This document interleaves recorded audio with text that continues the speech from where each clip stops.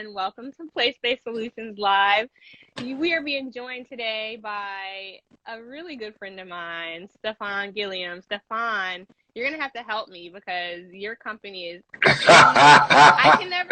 Oh, see, now I got to get this. I got to get this part. I got to get this part on the recording because we're doing a campaign of, can you say the name of the company? So you have to try it first. You have to try it first. Oh my God. Aeonian, Ovia? Close, not really. No, not really. Okay, help me out. It's Aeonian Ovia. Oh my gosh, Aeonian So Ovia. Yeah, the A is somewhat silent, so it's Aeonian Ovia. Mm-hmm. Right. So Stefan Gilliam of Aeonian Ovia, he is one of the principal consultants with the company. He is one of the founders. He has a cohort, Miss Joy, who is also his co-founder. So Joy is not joining us today, but I was thinking I need to figure out a way to get you and Joy on a call one day because the two of you are a hoot when you're together. I was going to say, now you asking for a whole different level of experience there. But it would be so much fun. I watched the show with you and Joy a couple days ago on the live Facebook. We did on Monday. Yeah, and it was great. Your energy together is amazing. I have the honor of having worked with Stefan some years ago when he was doing consultant with his own company. He did some consulting for my indoor play space and helped me out a lot when I was owning that place and had trouble figuring out what do I do and how do I kind of market myself. So I owe some of the credit of the success of Amaya Papaya to you, man. Oh, thank you. You know, Amaya Papaya is a place in my heart, man. Definitely. We had a lot of good times. We had some good brainstorms. Like there's a lot of good intellectual property that came from the time that we spent at Amaya Papaya. For sure. Well, let's not spend time talking about me. We could, but I mean, so I know Stefan really well. Aside from him being my personal consultant back in the day, he's a good friend of mine. I really respect him on a level of friendship and also as an entrepreneur. He is a pillar in the community here in Central Florida. People really look up to him. He really does his thing at helping small businesses. When he says that he is all about helping entrepreneurs and small businesses, it's a real thing. He's the real deal. So I definitely wanted to have him on today to discuss business ownership and how to find your perfect customer. So a quick fact about Stefan and I. Stefan and I have both done TED Talks. We've both done TEDx Talks. And we are in the same TEDx class because we did our TEDx at the same place on the same day. So he and I had this really cool experience doing something that he and I have both dreamed of doing probably for a long time. So we've been able to check off that we are TEDx presenters. That's right. Our resume. I think it's a really important platform. So kudos to you for doing that. And I guess back to me. Kudos to you too. I wouldn't have been there if you weren't there. So rock on. Exactly. So let's move on to our topic. And I do want to say this, that if you guys would like to hear Stefan talk more about this topic that he's going to talk about today, you need to look up his TED Talk because he talks a lot about entrepreneurship and companies and your ideal customer and all that stuff in his TED Talk as well. But let's get to the day. How do I find my idea customer? So first things first is so at Aeonian Ovia, we've transitioned the wording a little bit. We don't want you to find your ideal customer because that wraps in the concept of being an ideal. We want you to find your perfect customer. Ooh, okay. We want you to find your perfect customer, the person that is a perfect match to you, the person that is going to purchase from you almost regardless of what you do. So the difference between the ideal customer and the perfect customer, the ideal customer is going to purchase for you because what you're doing or providing or so on and so forth is ideal for them, and all of that good stuff. The perfect customer is matched to you perfectly. And for them, it almost doesn't matter what you're selling or what you're providing or what your offering is. They're going to be a part of what you're doing because they're a part of what you're doing. And so yeah, we stopped trying to help people define their ideal customer. We started trying to help people find the perfect customer. So there's that. Now, how do you find your perfect customer is the key. So the true answer is not looking out there, but it's looking in here. In order to find your perfect customer, the number one thing you have to do is understand yourself. And that's a part that a lot of people don't really grasp when it comes to businesses. So I always look quote outside for business. We never exactly. Right. I always quote Mitt Romney. Right. So when Mitt Romney was running for president, he got in trouble because he made one clear statement that is true. And he said, businesses are people, my friend. And a lot of people don't recognize their business as a person. Now, when he was saying it, he was talking about businesses as an entity in America. And if you think about businesses as an entity in America, they have all of the rights that people have. They can own land. They can bequest. They can almost have a will. There is a, transition period. They can be sued.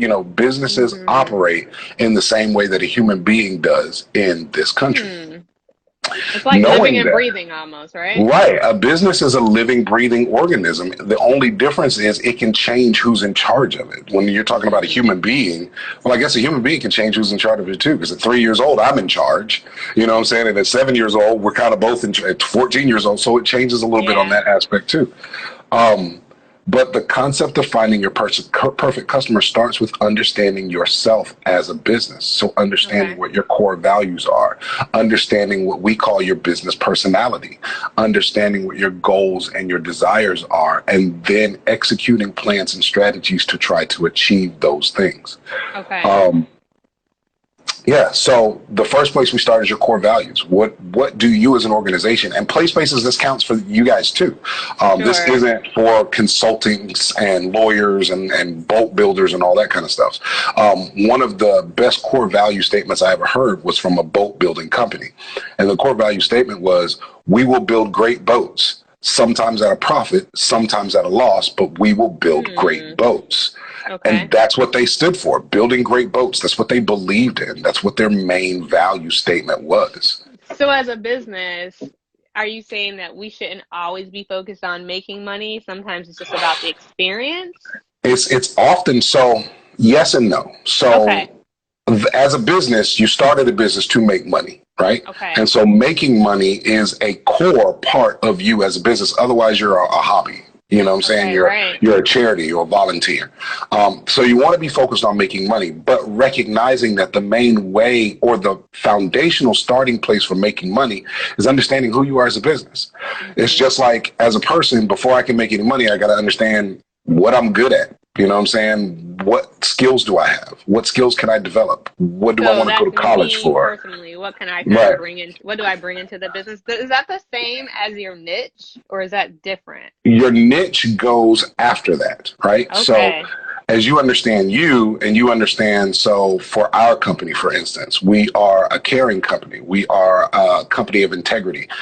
We are a company that holds great value, right? And we are a little badass. We are a fun company. Those are some of our core values, right? We're going to be those things no matter where we go. Once we understand those core values, we got to understand our personality. We'll have customers come in and say, well, we're fun. And we're like, oh, your business is fun? Yeah. Okay, so we'll name some fun things you've done. Well, I thought you said you were fun. Understanding the personality of your play space. And it's easy for play spaces to be like, oh, we're about family, we're about this, we're about that. There's so much more, right? There's so much more to it than that. What is the personality of your play space? Like, one thing I liked about Amaya Papaya was that you focused on core playing materials. So you liked wooden trains, you liked blocks, you didn't like a lot of plastic and a lot of you liked, I called it hardy play. You know what I'm saying? Good old school, don't drop it too hard, you're going to hurt yourself kind of stuff. I hear you. So you have to understand like what you want to have in your business. It's not just about, if you're a PlaySpace, it's not just about play. You have to understand what type of play what type of play is, what type of play personality you have, you know, because you can have a play space that is strictly about energetic play. You know what I mean? You can have a play space that's strictly, if you wanted to own a play space that was almost Legos only because you wanted the building blocks of cognitive and, you know, understanding, I don't know what all it, but understanding what it is to put things together and all that kind of stuff. Yeah. You can have a play space that is that only. You can have a play space that is sensory specific. So it's about stimulating color and and so as those are your personality, those are the things that helps you to develop or not develop, discover your niche. Because we, and at our company, we've also transitioned from developing your niche or determining your niche to discovering your niche, right? So walking in the same realm of businesses are people. So we can determine who we want to be friends with, or we can discover who's best as our friend, right? And we do the same things as businesses. We can either determine you're my customer because you have money and you have children, or I can discover who is the best person to be a customer of mine. And that's how we discover our niche. Yeah, and in discovering, like everyone that's a parent that has a kid may not be your customer, right? No, I especially that goes for like any business. Everyone has a customer. And just especially because they have money. Right. Just because they have money and need whatever it is you're providing doesn't make them your customer. You know, as a consulting firm, we get the benefit a little bit more than most people, but we get to pick and choose who's going to be our customers based on whether they're going to fit our personality or not. You know, if you're kind of stucky and stuck up and you want everything like this, like this, like this, you're not going to like us because we're fluid and flowy. And, you know, we're going to provide you your wrap up materials and all that kind of stuff in your homework, but it's not going to be a 7-layered workshop that you get to go through one piece at a time, you know? Got it. And so it's kind of the same thing with your play space. Understanding your personality helps you to discover your niche. And then discovering your niche helps you to cater to your customer in a way that makes them your perfect customer. You then discover who's the perfect person to come into my building, right? Based on who I am. And then you can go after those people. You find out about them. You find out what they like, where they are, how they consume information. You are going after people who have a liking for your personality, so you don't have to cater your words specifically because they're already the words that those people are going to respond to. You are going after a niche that you have discovered and not determined, so you don't have to change this and change that. And the people are always going to be drawn to who you are, and that's what allows you to kind of build that relationship. And then it's about just going out and building the relationship with them and talking to them and providing value and being awesome. Exactly. You just kind of sparked or reminded me of a quote by Jay-Z. And he says, "I'm not a businessman, I'm a businessman." Right. Like, exactly. He's the business. I think also that reminds me, you said something to me like that years ago. I was really busy with trying to remove myself from my business. I wanted to let Amaya Papaya stand on its own, which eventually it did, but something that you reminded me of was that same thing, same concept. I brought the personality in Amaya Papaya. So anyone that worked for me, in essence, had to kind of maintain that same personality in the space. And even though I was trying to move myself kind of like out of Amaya Papaya, people always knew Amaya Papaya. Because of me. Absolutely. Yeah. So and the people that you bring on into your business as employees and partners and everything, they have to fit that business personality. They have to be able to become one with that business personality, because it's an old concept of indoctrinating your employees. You know what I'm saying? When you join the company and they give you all of the training and all of the, you know, handbook and all of that kind of stuff, part of what that process is them trying to indoctrinate you so that you become a clarion call for the business, you know? True that. And you begin to express the personality of the business every time you're talking to somebody on behalf of the business. It's the same thing with your play space. When you're bringing somebody on board to work in your play space, there's a time for bringing somebody on board because you need somebody real quick, you know. But at the end of the day, you still want to be able to find that person that's going to be able to exude the personality of your play space to such a degree that when you're not there, people still see you. They still hear you. They still feel you. They still believe that what they're experiencing is still you. It's kind of like here in Florida, we have Publix, right? People know that if they go to Publix, they're going to get a certain type of customer service. You may still get good customer service by going to another grocery store, but it's not going to be what you get at Publix. Exactly. Or when I go to Chick-fil-A, I know that, you know, those young people behind that counter are going to be kind of impeccable as opposed to when I go to the other place to get my chicken sandwich, it may not be the same. So I guess you're kind of saying that in the same aspect of your play space. You want people to know that when they come to your place, they're going to get a certain type of service. They know that they're going to get a certain type of service from your place. They know they're going to be able to experience that personality.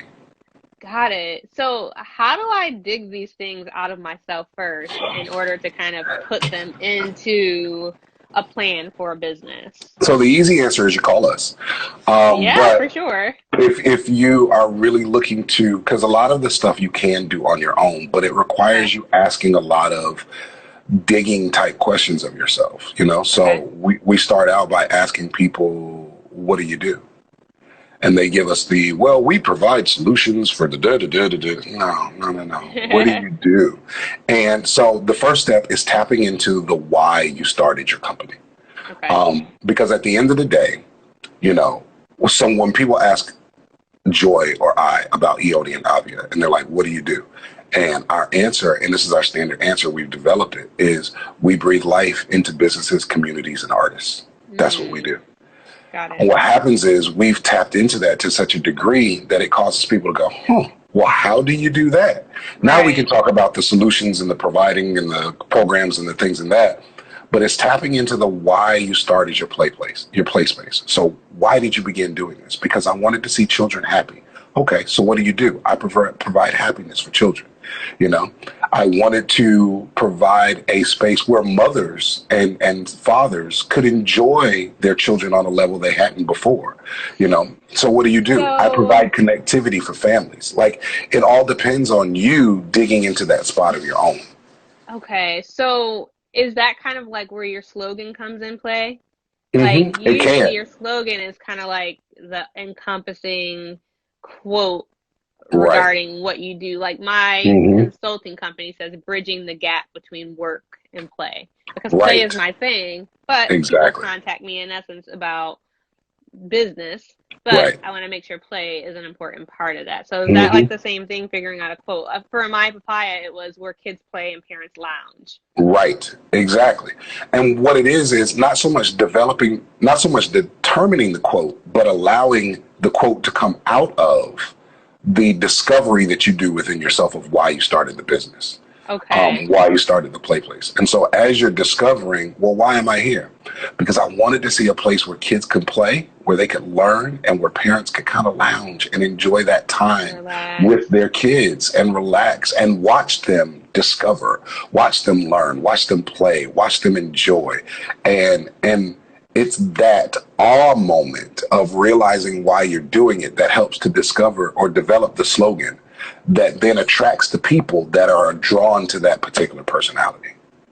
True. Wow. I've had a lot of aha moments in this chat with you today. I hope that if people are watching this, they're like, oh, that makes a lot of sense. I think that so many times as business owners, we separate our business from ourselves. We do. And we lose sight of really what we're doing. I was talking on another call earlier today to someone about business and talking about how with a business, we become so protective that people don't know about our own personal lives that we somehow lose what we're doing with the business sometimes too. And then it kind of makes us be all over the place, because then we don't really focus on our intention for starting that business anyways. Right, exactly. It becomes more about the analytics and how many clicks did I get on this particular social media post. Right. And it becomes about how many people walked in the door today and how can I get more people to walk in the door,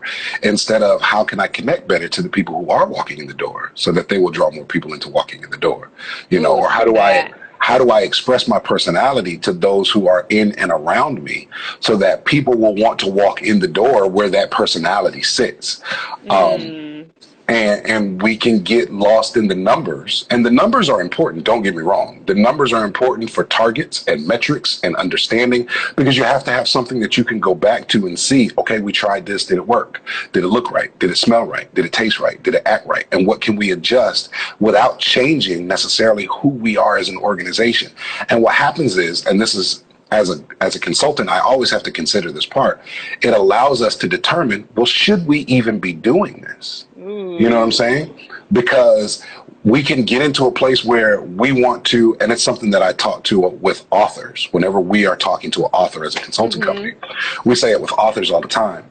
Does anybody want to read your book, or do you just want to write a book? Right. You know, you just reminded me of something. No, keep going, but I have a thought. Well, I was just going to say, we have to ask that question because we come up with these books that we want to write, and we're just convinced that somebody's going to want to read it because we went through this experience, right? But we never take the time to figure out, does anybody really want to read that book? Or is it just a book that you want to write? Or are you just trying to get out of you something that you went through, and this is your median for releasing that experience in your life, and which is fine. Yeah. That's okay, but it's good to understand that. So I have a question for you, and it's funny because I think I kind of heard you talking about this on your live show the other day, but I just want to kind of pedal back just a little bit. Before we kind of officially started my show today, I told you that I was going to probably be changing platforms for this show. This show grew out of, honestly, the coronavirus and everyone being home right now and everyone kind of logging on and being live and kind of tuning into their social media. One of the things that I found over the last couple of weeks with doing this is that Instagram is clogged up. Everyone's going live. So whereas the first week when I did this, when I had like a bunch of people following or looking at the video, I'm finding now that I'm getting less and less people to tune in live. People are looking at it later. People are asking, are you going to repost that video so I can watch it later? So many businesses are utilizing social media platforms, and they are looking for how many people are watching right now. I've seen a quote plenty of times on Facebook and Instagram that says, don't count the followers, count the invoices. So right now, I see so many people utilizing lives for free to give away their content for free. What do you think about that? Do you think there's going to be a bubble burst with this? And how can people utilize these platforms and these ideas? Because they're great ideas that they're utilizing now. I feel like everyone's doing crisis marketing right now. They are. But, you're absolutely right. Everybody's doing crisis marketing right now.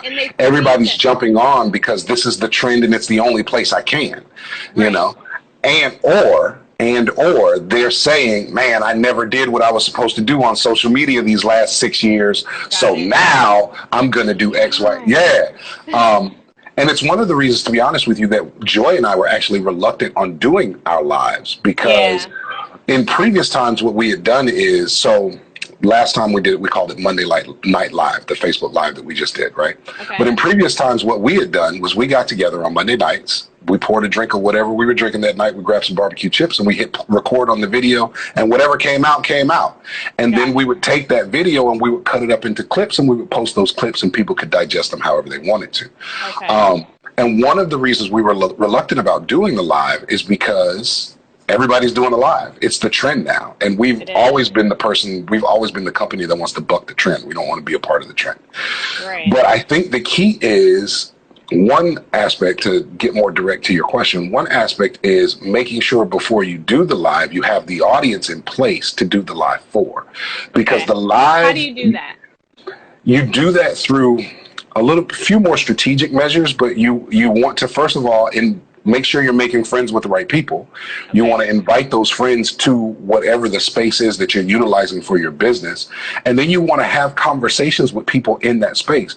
In the business world, we call it providing value, but at the end of the day, it's just having conversations. So if I'm a PlaySpace owner, I want to have conversations with parents and children about how they're playing right now in their homes, now that they're stuck in their homes, or how they're utilizing their backyard space to play, or what aspects of our play space did you incorporate in your home because you came to our play space, but you can't come any longer. You know? I'm going to stop you right there before you go any further, because you just said, you just gave like a nugget of information that was good. It was like that gold nugget that you find like deep down in the earth.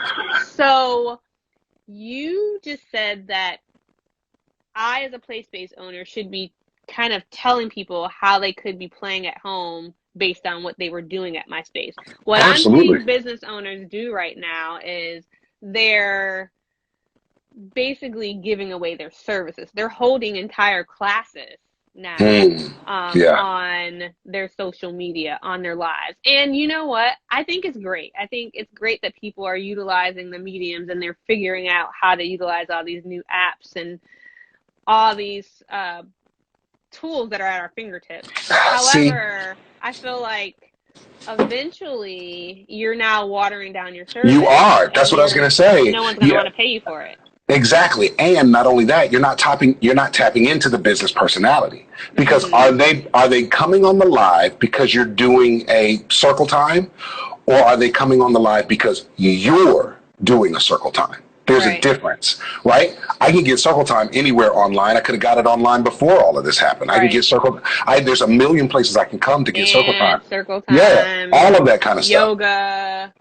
But when we calibrate our audience correctly, so when we pull our perfect customers correctly, and we engage them on a regular basis in conversations or provide value to them, then when it's time for us to do a circle time, we can say, we're going to do a circle time. It's $5 to join.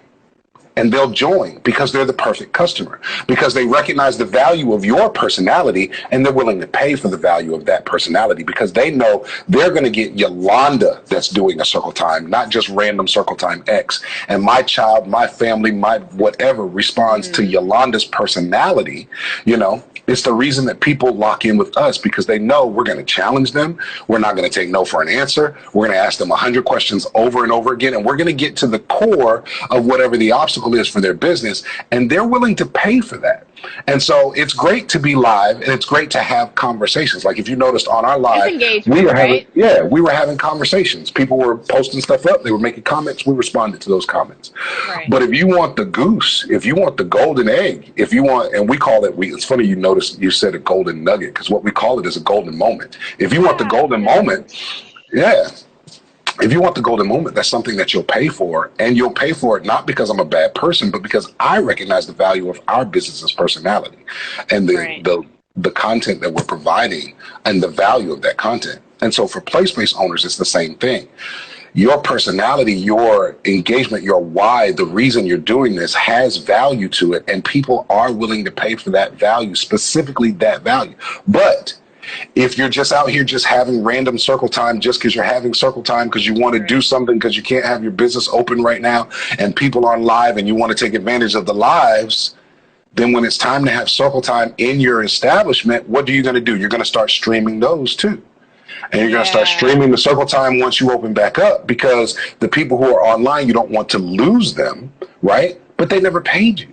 I was going to say, so do you think that I'm seeing a lot of the lives, and I definitely want to say to the people that are doing them, keep doing them if you feel like that's working for you. Yeah. But I also want you to question, is this going to translate into dollars later? Of course, we want to continue to engage our clientele, but we want to make sure that once your business opens back up after COVID-19, these people that are watching you on these lives are going to now come into your place and paying customers, right? And that's one of the reasons that when we started and you asked me that question, I said it's about both. It's about the money and it's about doing what you love and what you wanted to do. Because at the end of the day, if you're not making money, then your PlaySpace is your ocean, and then you can't provide that thing that you want to give to the people that you care about, right? And so it is a transaction. You know what I'm saying? We are monetizing that value, and people will pay for it because you're awesome. True that. Just keep being awesome. True. And I think that's kind of why, like, when we first started talking, I was like, I may stay on Instagram, I may not. I'm looking at doing something different, because I think quickly in the last couple weeks that I've done this show, I've quickly realized what my intention is here and how this platform will best serve people. And for me, I found that it will best serve people if they can go back and replay it when they really have time to listen to it. And so does that mean that a live is the best option? It might not be the best option, because I think the information that you're giving today and that I've had other guests give, it's something that you really want to sit and digest when you're in a place where you have time to sit and digest it. It's something that I used to tell people about churches, right? So people would go to church, they would hear the sermon, they would get excited, they would change their life, and then they would go the next Sunday. And I remember I would always ask, but did you have time to really apply last Sunday? Like, you're doing this every week. You're telling me you got a life-changing realization on Sunday, and you're done with it by next Sunday? Because you kind of forget what the sermon was about from the previous Sunday sometimes, huh? And so even in situations like this, when you're doing the live and you can have a certain live that says, okay, we're going to discuss this and we're going to discuss that, and then we're going to get a little bit more in depth.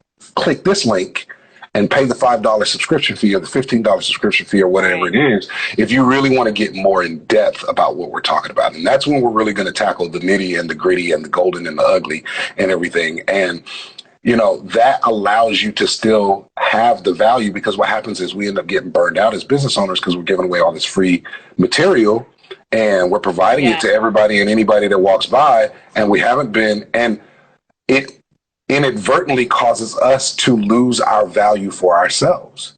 It inadvertently causes us to be insecure about whether we're really good at what we're doing or something like that, because people aren't paying us for it. Because why? Because you're giving it away. You know, when I talk to you, it reminds me of something that you and I talked about years ago.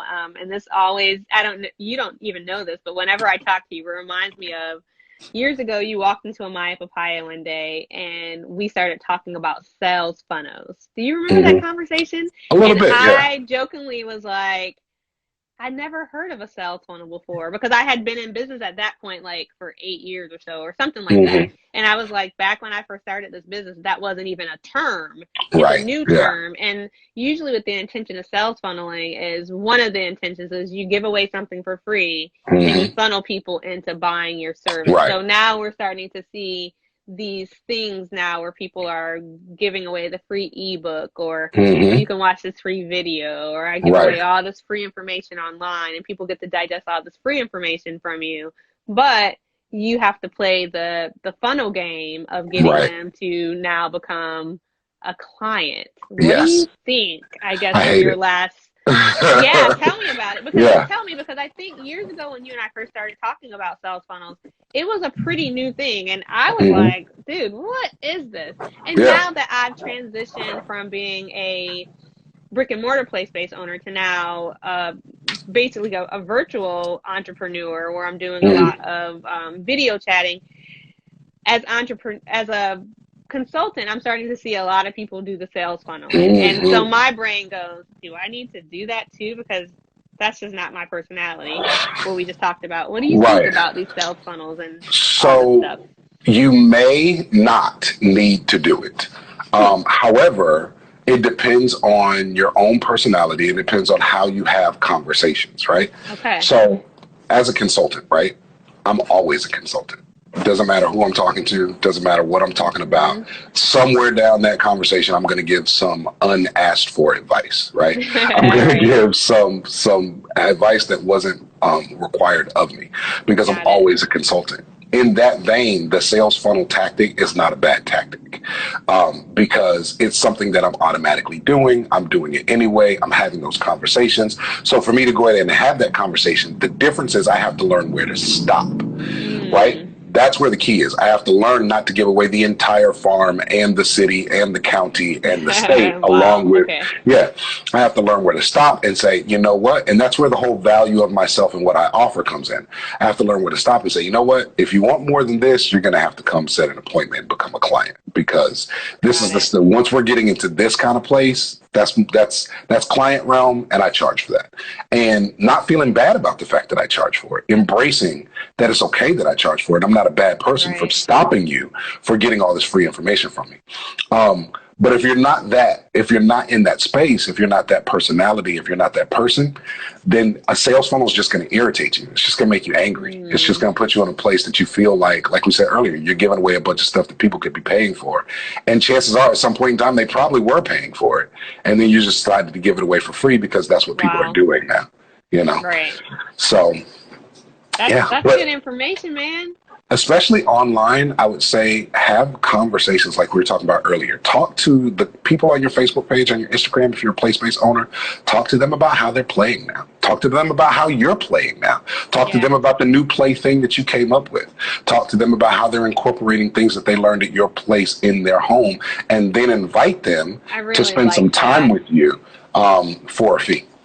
And that's why I think I love like live videos, because you really get to get on with a real person and kind of discuss with them what's happening. I think if I were still owning a PlaySpace, I would kind of log on to my Instagram live and see who was watching me and say, hey, you want to, and let me invite you to this chat room, and let me bring you on live to talk to you right now about what you're doing in your house. Exactly. Kind of like a random organic thing. But to me, as a person and a consumer, something about that seems so intriguing. And say, here's the beauty of doing it as a PlaySpace, right? You have the opportunity from your virtual position, right? And I'm talking to all PlaySpace owners out there right now. I'm not talking to Yolanda.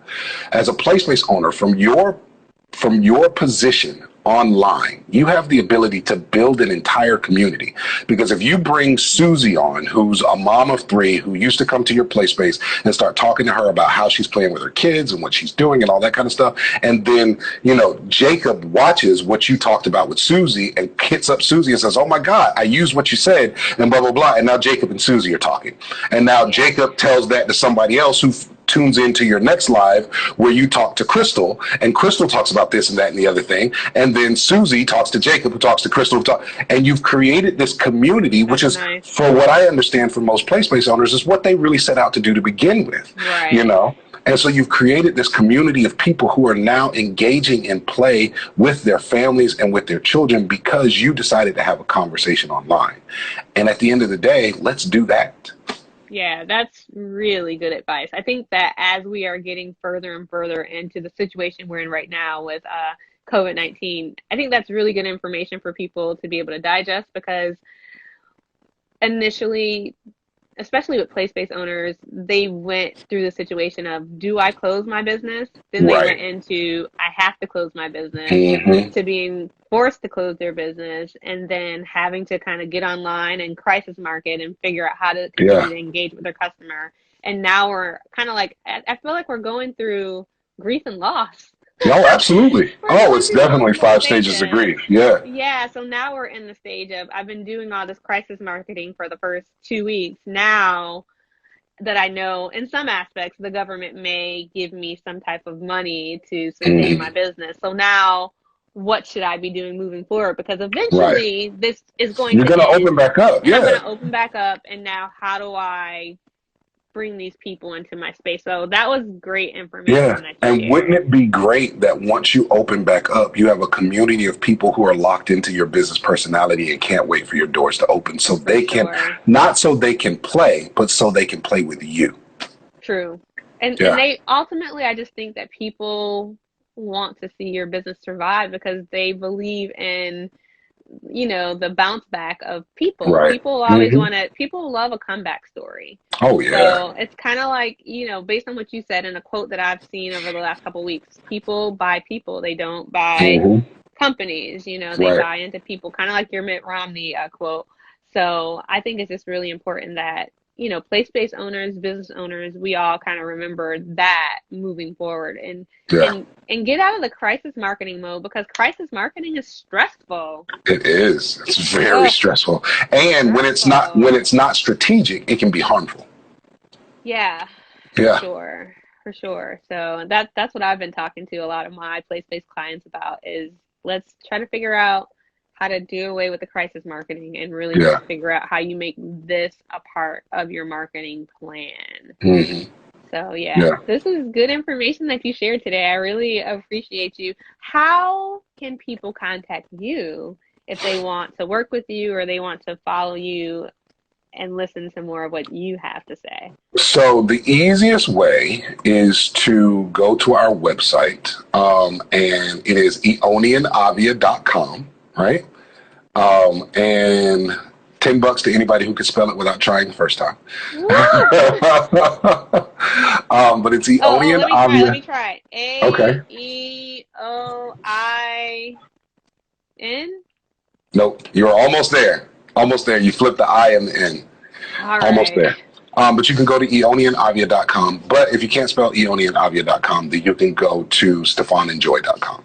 And it'll take you right to our business page. And you can always hit us up on Instagram, hit us up on Facebook.